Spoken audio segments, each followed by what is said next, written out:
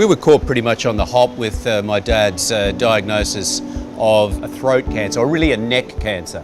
He just mentioned to his doctor that, look, I've got this bit of a lump and I feel like my throat is a little bit swollen on the inside.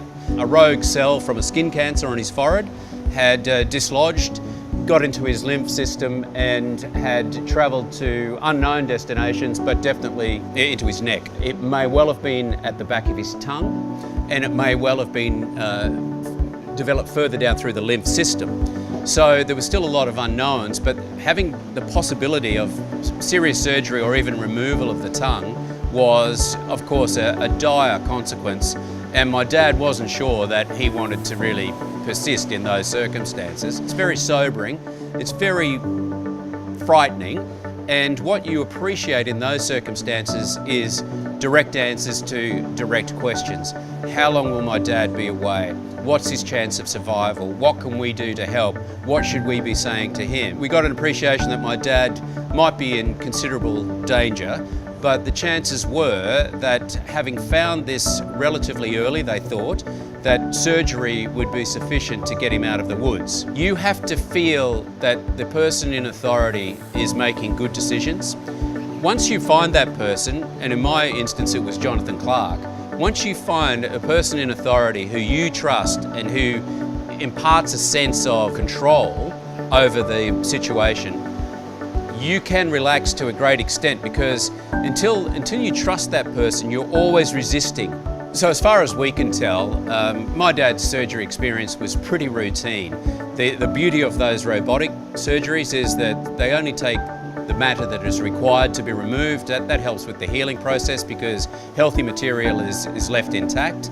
Post-treatment has been fantastic. My dad initially had 2 monthly checkups that were quite extensive, involving full body scans and blood tests. He opted not to have radiation treatment, which was offered to him as a mopping up safety net. He thought at his age, and with the prognosis that he was given, which was strong, he thought he wouldn't put himself through that and take the risk. That was left to him in a very humane way, and I appreciated the way that was handled. He didn't have to go through that painful radiation experience, and at the end of 2017 he'll be declared risk-free, to the extent that we're all risk-free. It is an enormous burden to have to care for somebody, and what I found very helpful was sitting in surgeries and waiting rooms and seeing other people in their situation and realising that mine could be a lot worse.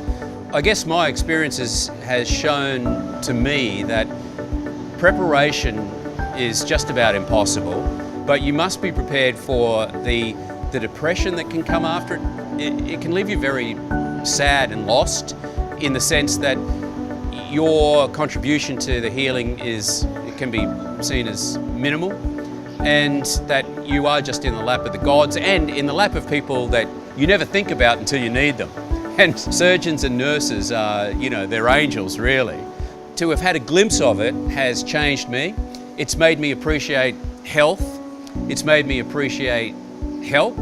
You've got to be gentle with each other. You've got to have rest. You've got to take your turn off the clock as you're going through this experience. But if you do all that, it actually is kind of a rewarding experience, and you get an appreciation that there are people out there who do love and care for other people.